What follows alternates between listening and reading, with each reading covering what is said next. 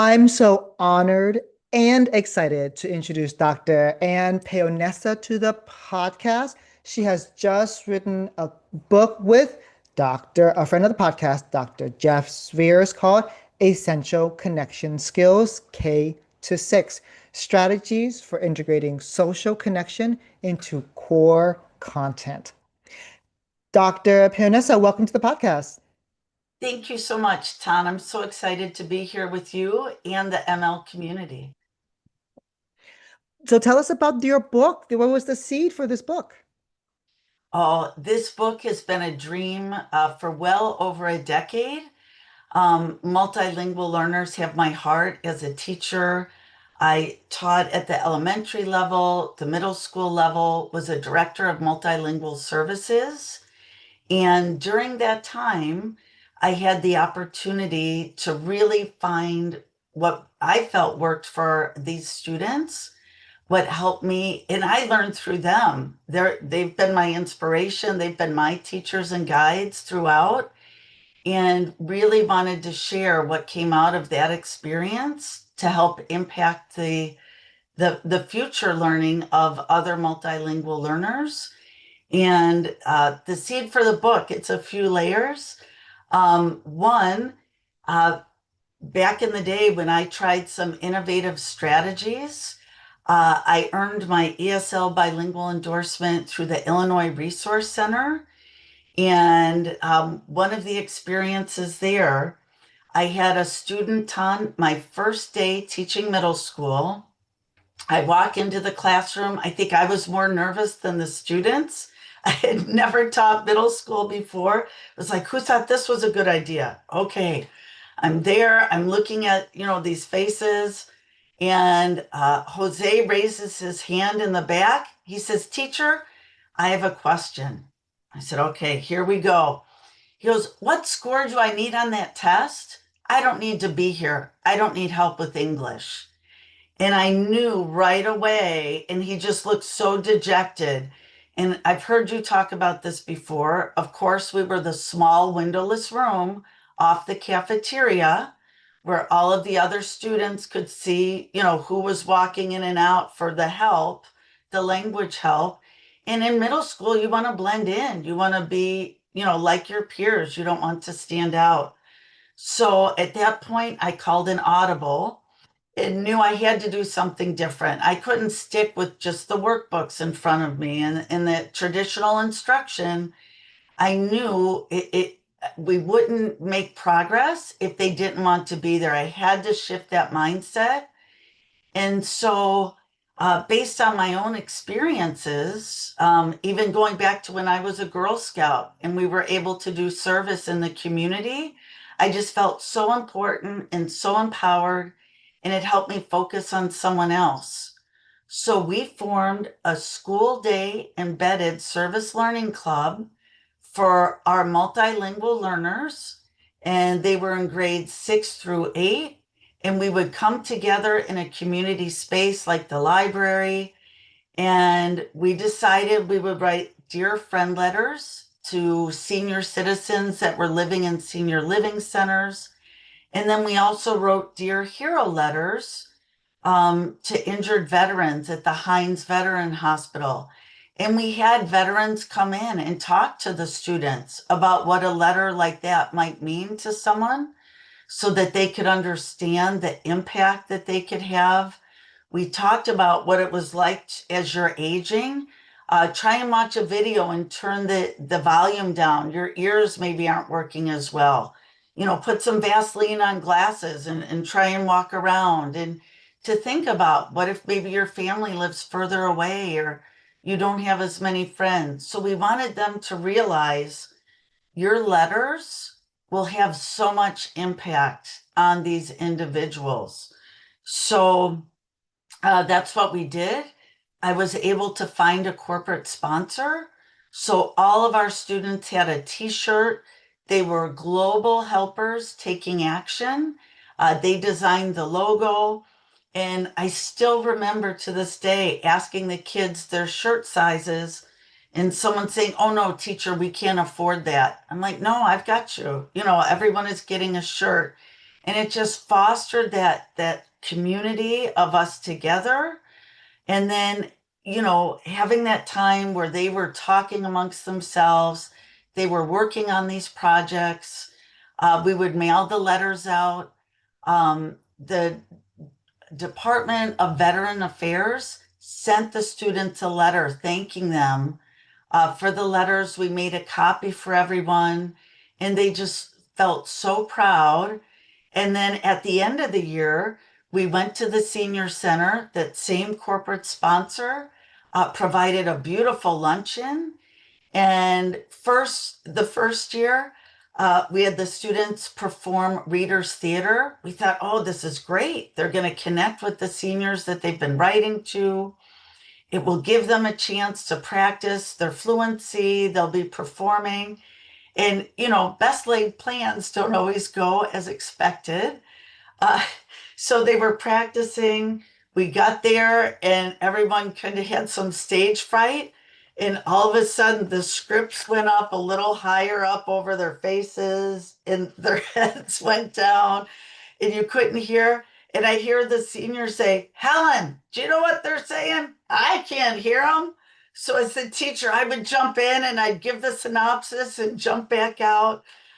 So we learned, things, we have to be flexible in education. And then the next year, instead, we had students share a of interest or share about their home country, almost like speed dating, where the seniors would go around and they felt more comfortable. But the beauty in that, seeing them have lunch with those seniors after, they were serving them. It was so powerful. And Tan, at that time, I was able to connect with the news in Chicago, and Harry Porterfield, this amazing reporter that would go out and do Someone You Should Know segments, did a segment on the students and their impact. So the principal played that story on all the TVs across the whole school. And we had their monolingual peers saying, wait, can I be a part of that group? How do I get to belong? And then that same student that kicked it all off, Jose, raised his hand. He goes, wait, teacher, if I scored too high on that test, will I not be a Westlake helper anymore? So I knew I scored a home run with that. So that was kind of the seed of seeing when we really connect with our kids, when we connect with purpose, they flourish, they grow, they thrive, and language grows along the way. Their academics grew. But I know beyond a doubt, I'm not a betting person, but I'd bet $100 that if I would have stayed with that traditional plan of, okay, get your workbooks out, here's a sentence, here's a noun, here, we would not have seen those same results. So Tom, that was one part of the seed of the book. And Dr. Jeanette Gordon at the Resource Center saw that episode and she said, Anne, and this is going back, Tom, maybe 15, 20 years. She goes, we need more teachers doing this. We need you to present at the statewide conference. And so she came to my session. I shared some of what we did, and a teacher raised their hand and said, well, aren't they getting behind their peers? Like, if they're doing those traditional books, aren't they behind? I'll never forget, Jeanette is just so well spoken and a very tall woman. Like, all 6'2" of her stood up and turned around and said, these kids are getting far more out of these experiences than any workbook. And that just stayed with me. And from there, I was privileged to have the opportunity to redesign and teach the Innovative Methods course for teaching multilingual learners at the Illinois Resource Center in conjunction with National Louis University. So that was one half of the seed, was those experiences. And then the other half is really around my incredible co-author, Dr. Jeff Sweers. Um, as a principal of an elementary school in a highly diverse district, I was principal and director of multilingual services at the same time. And it breaks my heart to share this, but we know it's out there.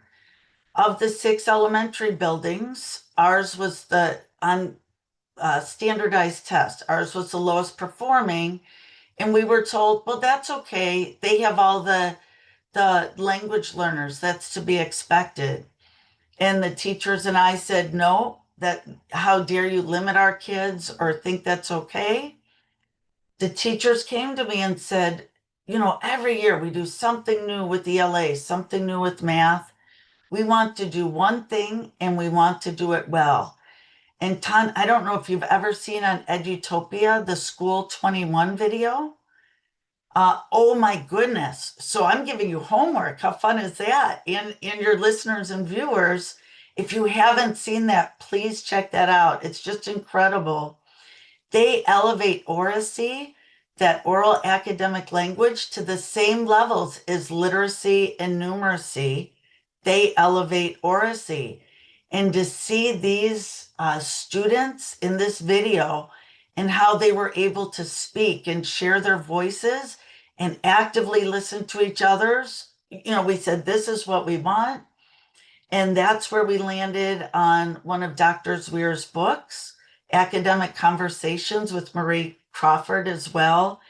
And we just worked together. I collaborated with the teachers. We rolled our sleeves up and said, what could this look like K2? What could this look like 3-5? And we were so focused just on one conversation skill per year. The teachers were incredible. And this was for all students, definitely, our multilingual learners, but all students are learning academic language. And within 3 years of that work, we went from the lowest growth school to the top of all six buildings in both literacy and math.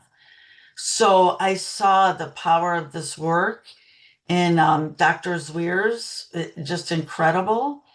And then when I took on a district level role in, seeing still a lot of teacher talk, talking to administrators and students. Okay, this worked in a building. How could this work in a district? We were very fortunate to be supported by interim superintendents at that time that said, hey, this is what is needed. We have the funding available. Reach out, just see, if Dr. Zweer's might be available. So I went from just using a book, and then Dr. Zweer's becoming one of my academic heroes, to then actually being able to work with him in person to try and really support this district and growth and bringing those academic conversations, having all students talking. And that was how Jeff and I met. And I'll never forget the first planning call, Ton. I was so nervous. It was like meeting your favorite actor or rock star. I'm like, okay, here we go. And I asked if I could take a screenshot of our conversation. I was so nervous. I forgot the shortcut. He had to cue me. And then, over time, he became Jeff, and we did the planning calls. We had time in person. And at that time, I was finishing up my PhD in curriculum and instruction leadership, where I was focused on multilingual learners. And that story I shared with you about Jose and our service learning club, I had the privilege of going back 12 years later to interview 8 of those former ML students and hear how that experience impacted them. And when Jeff heard about that, he's like, oh, you have a book here. I shared about the Innovative Methods course.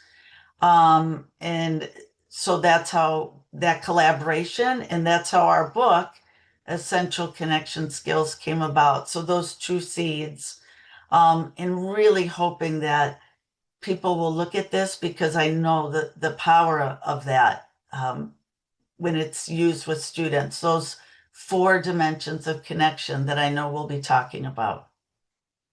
I am so impressed with the story of how this happened. So, You said you went back to talk to eight students. So it's from the mouth of babes. Tell me what they said about their experience. Oh my gosh, Ton, it was so incredible. So again, 12 years later, I hadn't spoken to these students since they were in middle school. And in fact, the dissertation chair was a little concerned. She said, "You'll need at least three of those students in order for your study to run. If you can't get three, you..." And I knew, no, those are my kids. When you do projects like that, when you get to know each other as individuals, you share that mutual respect. And within, I think, a week and a half, through the use of social media, I was able to connect with eight of those students. I did two interviews with each student, just hearing about their experiences. And some will talk about, as we go through those domains of connection. But what I didn't realize at the time was how much they needed that time together. They said it meant so much to realize and hear that other students were trying to navigate school in a new country, navigate using this new language of English. And then they were so stressed in those core content classes. They wanted to do well, and they were focusing so much to understand, that input in English as well as how they could participate. They said they looked forward to that time on Friday when they could just relax. They knew they would have that time together.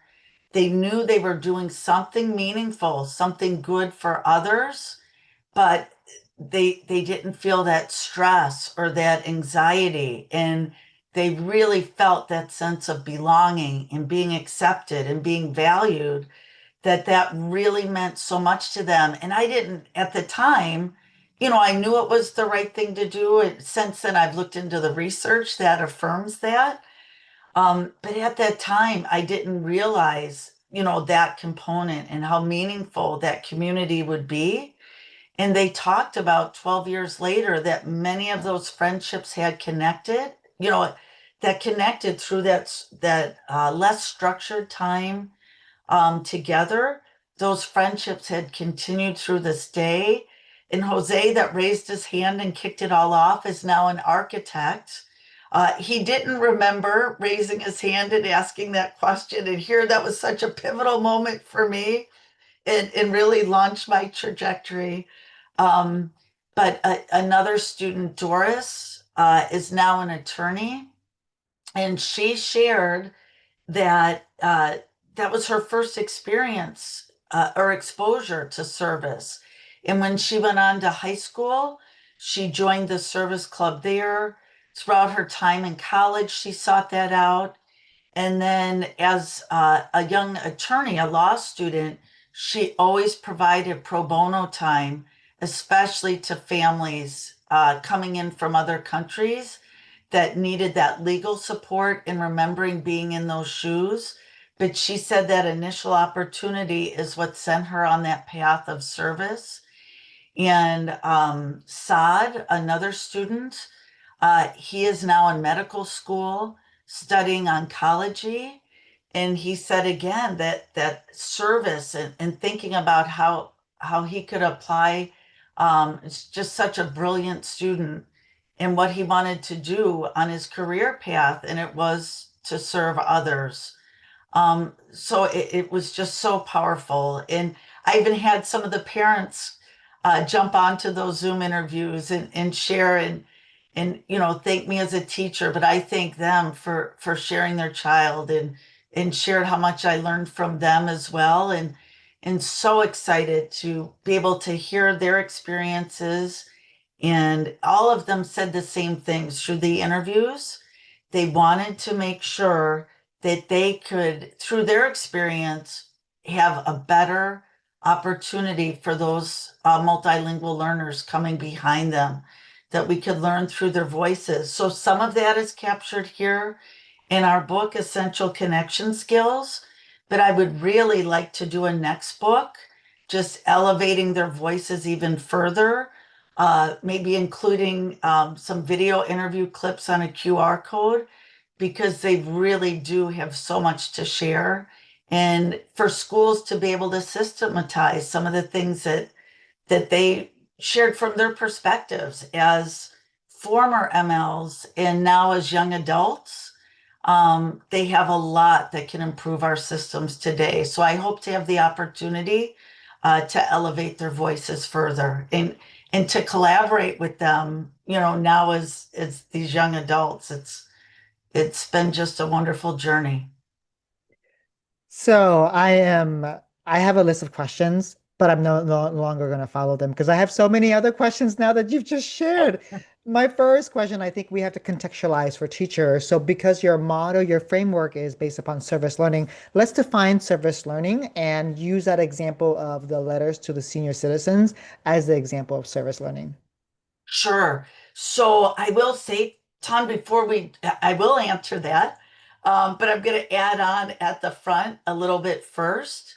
So, um, and then I will get to your question, but I want to get this foundation first. So when we look at schools today in general, I met with several instructional leaders, principals, superintendents.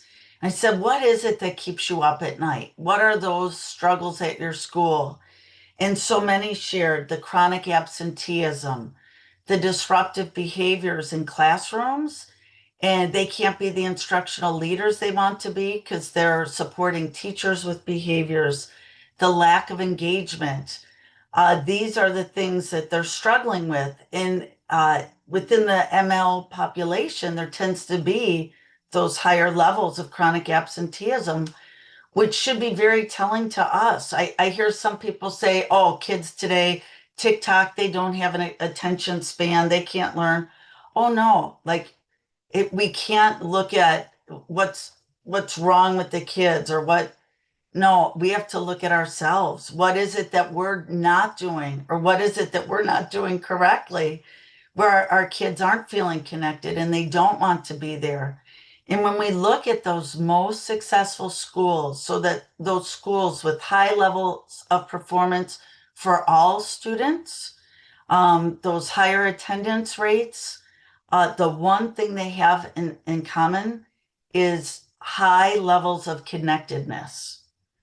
So without a doubt, that is what's driving that success. And for me, yes, we want to see that growth in test scores. We want to see that growth in language for our multilingual learners. But for me, just as importantly, is that growth as a person, that feeling connected, developing your social skills, like the work of Dr. Zweers. You have that confidence and the ability to start, engage, and sustain conversations, collaborate, all of those things. So when I looked at that connection, that's a pretty big word. It's a big concept. How do we action that in our schools and in our classrooms? How do we go from that word to actioning that? And that's where I came up with those four domains of connection. So we have connection to self, connection to others, connections to the learning, and the one that you asked about, connections to community. And that's where service learning fits in to those connections to community, expanding learning beyond the classroom walls. And one powerful way to do that is to provide our students with opportunities to have an impact on others. And some people think about, oh, they think maybe about that food drive, like, around certain holidays or the winter coat drive. And those things are important and needed, and they help provide resources to those that need them. But one of the things that distinguishes service learning from more of, a community support effort is that it is connected to learning standards. And typically, one of the most powerful levers in there is the pre and post reflection by the students. And that's where they have the opportunity to really process the experience and to see their own growth. And so for us, when we were writing letters to those seniors and we went to the senior living center, the kids, they journaled before. Many felt anxious. They'd never been to a place like that before.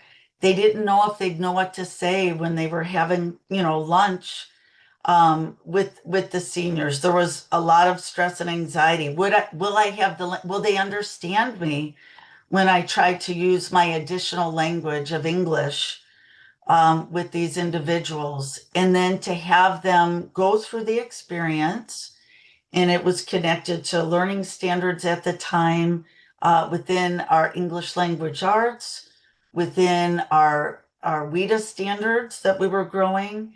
But to me, again, just as important, that growth as a human, as an individual. How did you feel about that experience? Think back to how you felt before going and how you felt after. And it was just incredible to see. We had some students, some, middle school boys kind of,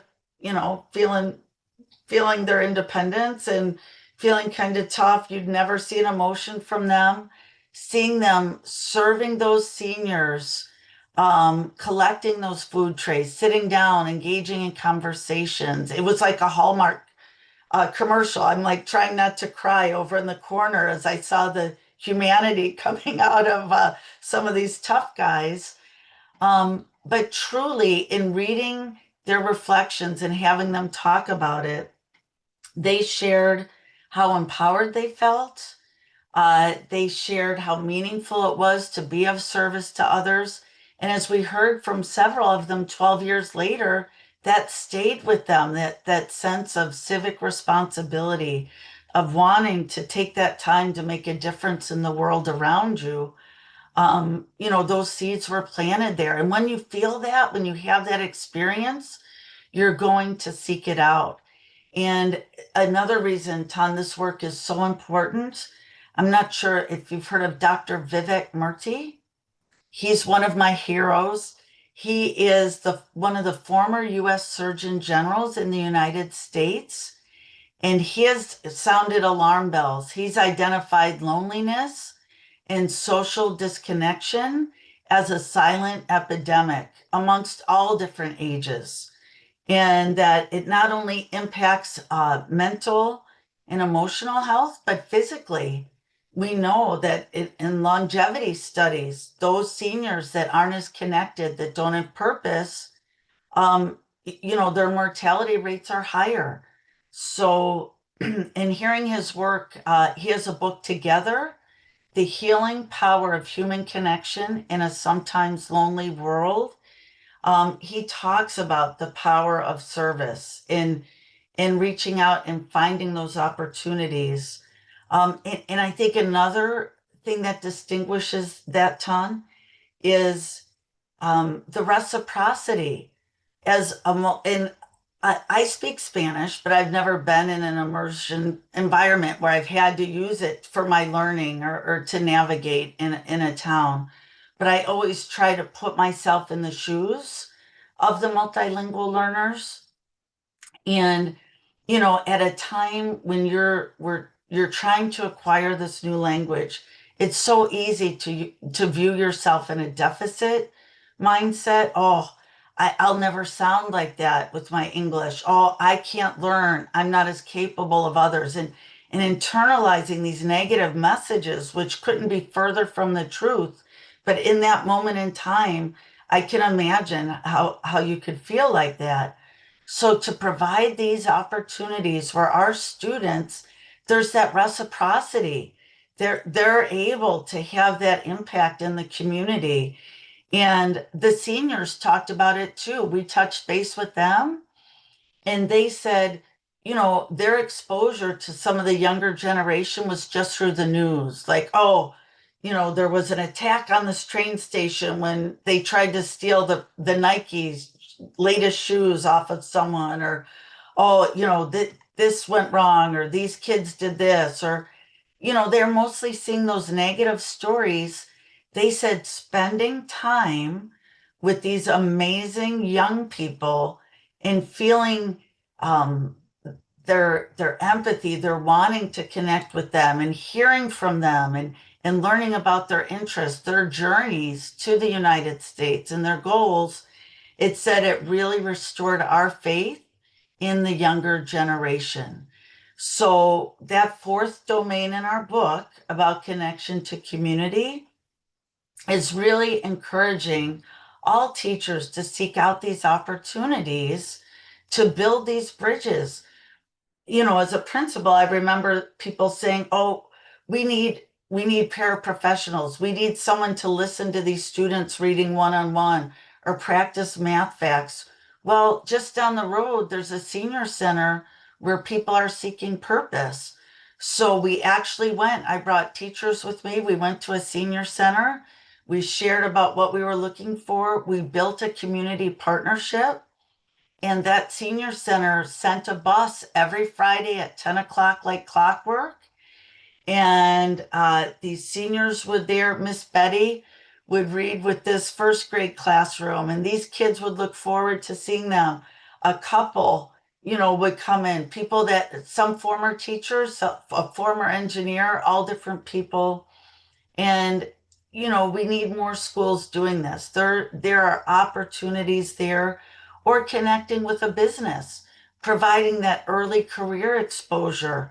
When we were talking about word choice, we brought in a realtor because realtors, as they're writing those home descriptions, they are so specific about the words they choose. So, connecting different professions, either via virtually, like we're meeting here and interacting with your community, or in person.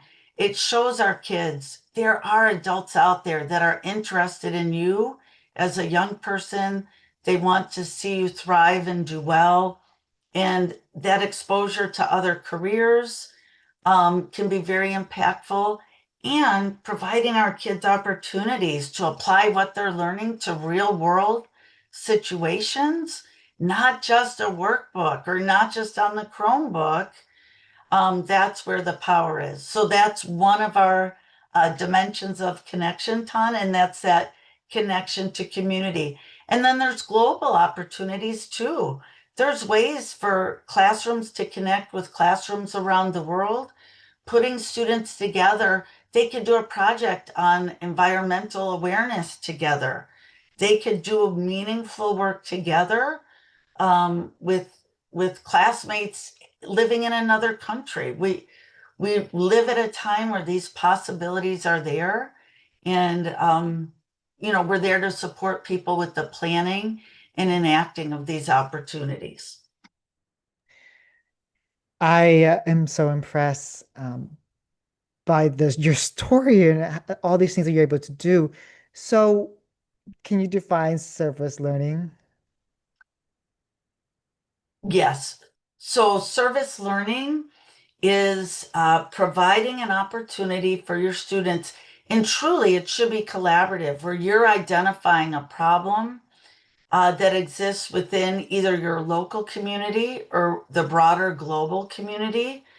And it shouldn't be teacher directed. It really should be side by side with your students, identifying a problem, talking about potential solutions. How could you have an impact?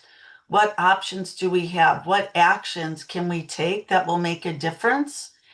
Planning that out with them, connecting it back to the learning standards, and then having that pre and post reflection. And that's where a lot of that growth comes. I mean, through the experience, our kids were writing. Their writing definitely improved, increased. And the students, in talking to them over a decade later, said, we were so much more motivated by something going to a real person than something for a grade or something in a workbook.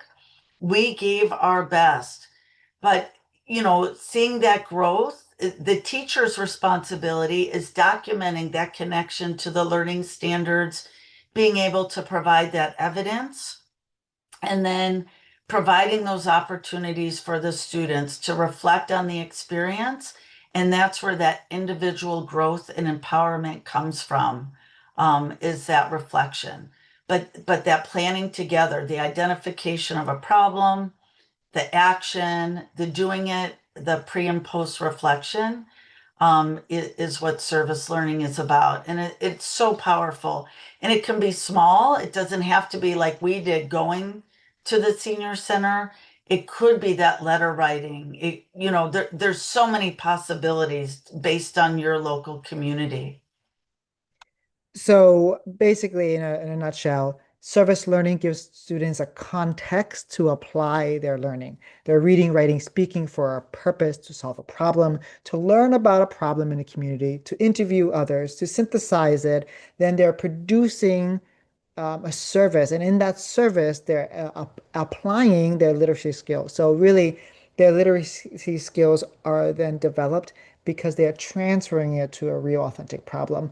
So much more authentic than a workbook, something we print down, we download from teacher pay teacher. It's from the community and it empowers students to actually solve a problem, learn about a problem, solve it, and contribute to it.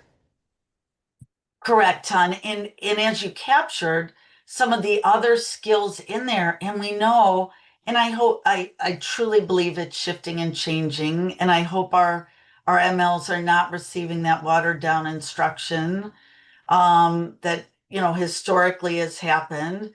But through these opportunities, as you're looking for a problem, as you're analyzing, you have that critical thinking, you have that analysis. When you're looking at that problem solving, what are some of those options? You're being creative, you're thinking, you're navigating through those conversations with others.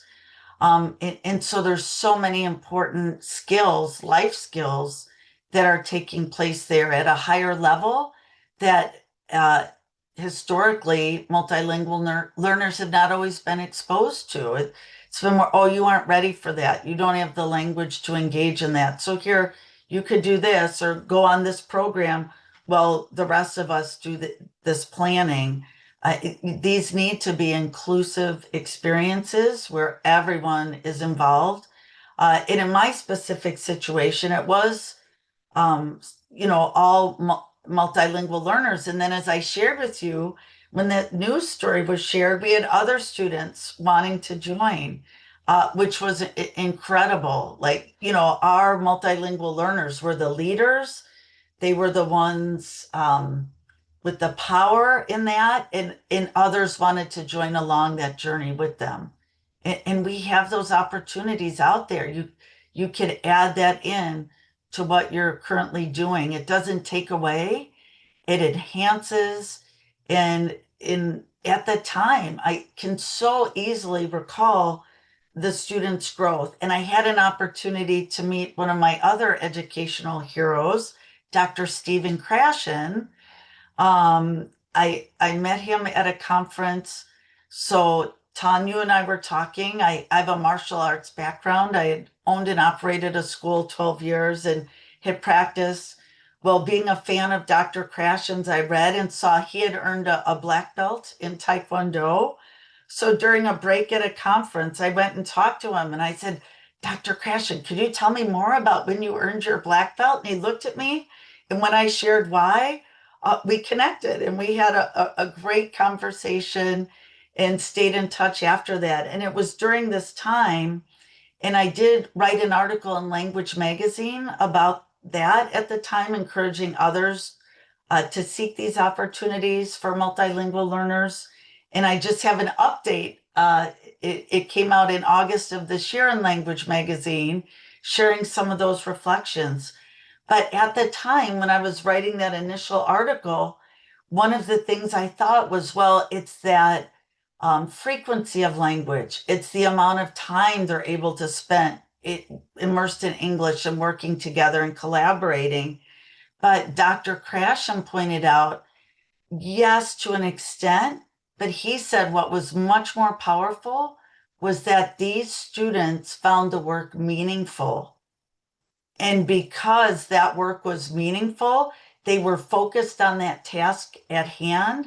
They wanted to produce really good things that would go to the veterans or go to the seniors.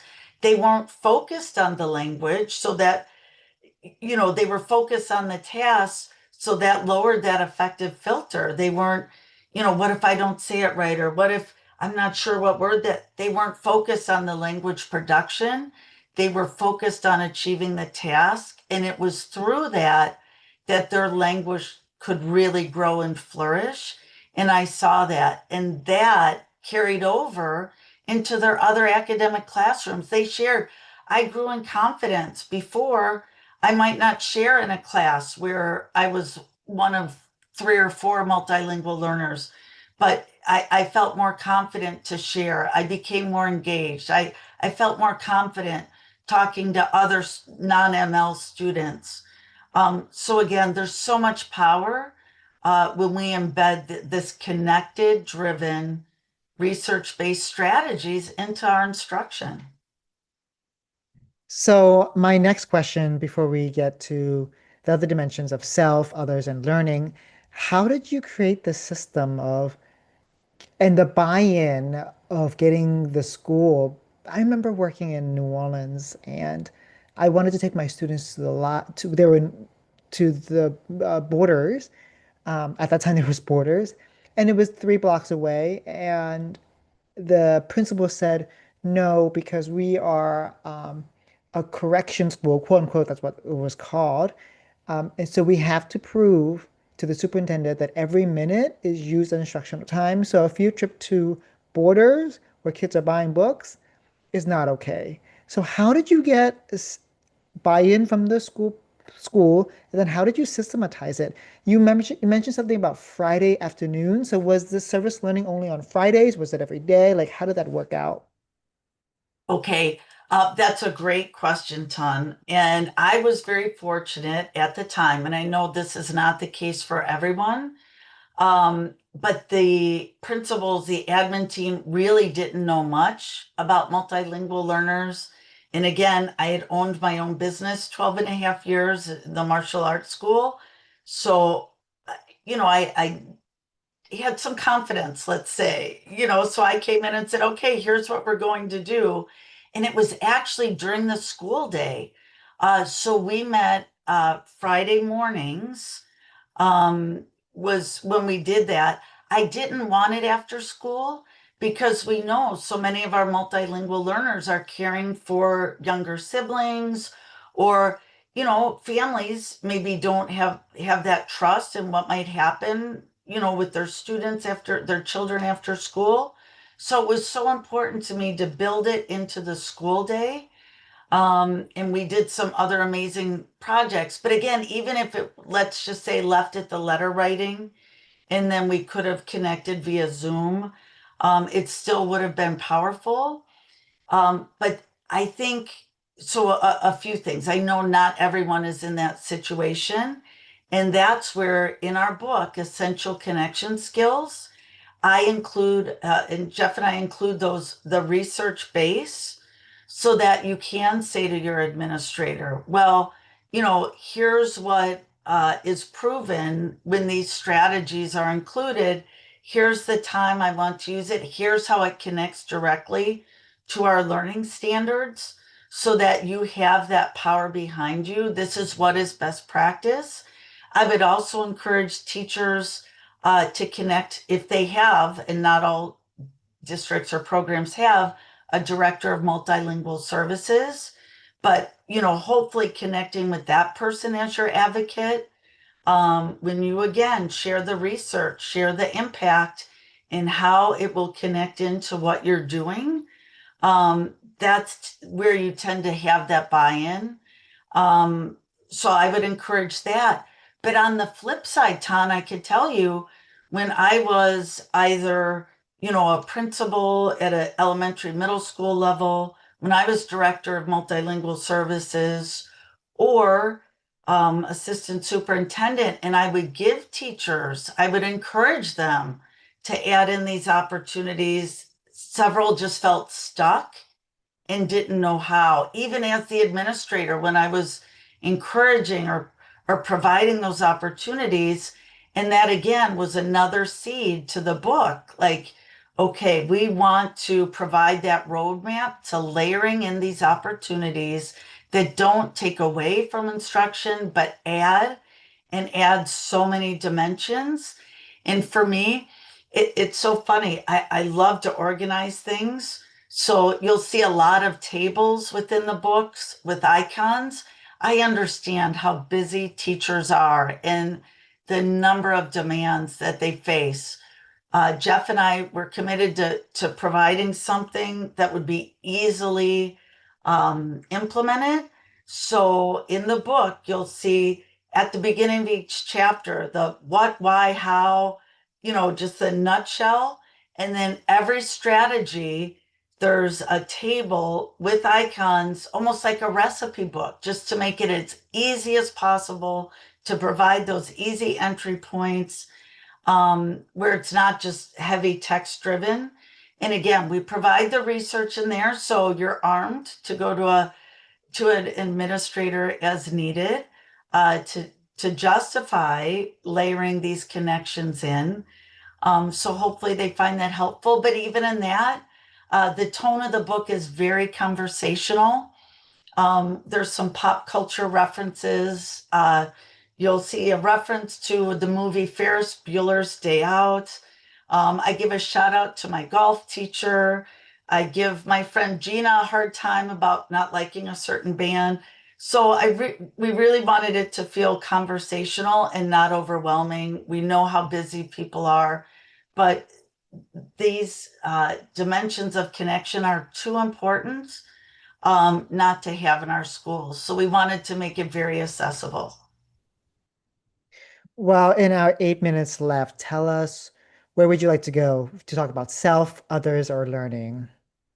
I accept your challenge, Tom. We're going to do it all. We're going to get it done, because I really want people to feel inspired to try these connection skills. So that connection to self, as we talked about, MLs, it's so easy for them to view themselves in that deficit lens, and that's not okay. It's not okay for any student. So I truly feel that every child should see themselves as a superhero, and not everyone is getting that at home. So, how, as educators, do we fill that gap? And that's with reflective pauses. And we give the teachers a number of strategies to do that. There's three categories.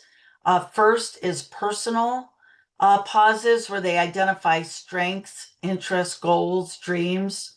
Two, process pauses, where they identify how they learn best. And three, and this is so powerful for our MLs, that portfolio, that helping our kids to see their growth over time. And Seligman's work on positive psychology shows that self awareness cuts failure by 30%. And then going on to that connection to others, we know how important that is. Vygotsky's my jam, that the social learning theory, like I am so about that. And this has been around for so many years, and it's so hard to fathom how it's not embraced or infused in more schools. But that collaboration, building in those cooperative structures. We have fun, like slightly fun competition, or students learning about something and navigating how to share what they've learned in a mural together. There's so many different ways to share learning. And the Journal of Ed Psychology says those strategies, as we know, build inclusive classrooms, but it also reduces bullying by 15%. Come on, we need to do this. And then that connection to learning. We know if kids don't see what's relevant, I think that's where we're seeing those low attention spans from TikTok. It's not them, it's us. If the kids don't see why what they're learning matters to them and their lives or their potential career pathways, they're going to be checked out. And so that's the work of Carol Dweck.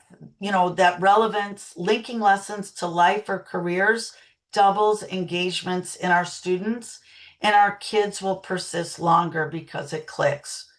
And then on my website, annpaonessa.com, I'm really hoping some of your listeners that are intrigued by this, that try these strategies. If we're talking about connection, we need a collaborative space.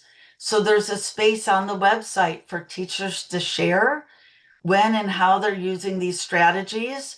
so we could bring people together globally as a connected community to share and learn from each other about the implementation of these strategies. Well, if listeners are not inspired by this podcast, I don't know what happened because I am so inspired by what you just shared. Let me go end with Jose. And you were saying that students said we gave our best because you created a place for them to see them at their best. You said, we believe in you. Give us your best to serve this community. And they gave you their best. So, Dr. Ann Paonessa, thank you for lighting the way. So, and giving us a very structured approach for us to see the best in students and to give them the opportunity to show us their very best. Oh, thank you so much, Tan. You know, I so because of this work, I've founded Connected Classrooms where I go out to schools to help support this work, either through coaching, workshops, or speaking opportunities, and really hope to connect with some of the listeners and viewers and work with you to bring these experiences to your students. Yeah. So I recommend readers to get the book, do a book study with your colleagues, and say what is a single small step that they could move towards this innovative approach. Actually, what would be a small step for teachers as we end the podcast? Sure. So I think, Ton, if we go with that, one of the easiest, I know it takes intentionality, and I think it is easy, would be adding in reflective pauses, making sure all of your students know what their strengths are, not just test scores, not just seeing themselves as a number, but you pointing out their strengths, giving them opportunities to point strengths out to each other that they recognize in their peers is so powerful, helps build that confidence and that growth mindset. And when students have a growth mindset, they believe that they are able to learn and they belong at school. So we know from the research, in particular, Stephen Krashen said, well, if the effective filter, if students don't feel comfortable, they're not going to be learning. And so you, through that small little momentary pauses and frequent pauses, for students to reflect on what I did, what can I improve on, and how I've grown, it really shows that they are capable learners. Again, going back to the idea of we gave our best. So thank you, Dr. Ann Paonessa, again for sharing with us your book on how we can create essential connection skills. Thank you so much, Ton. I so appreciate this opportunity and just a shout out to all the educators that care for this amazing student group and your work and advocacy with them each and every day. You're having an impact. Well, with your book, I know that there are many, many teachers who will try this service learning approach to see the results with their students. So thank you again.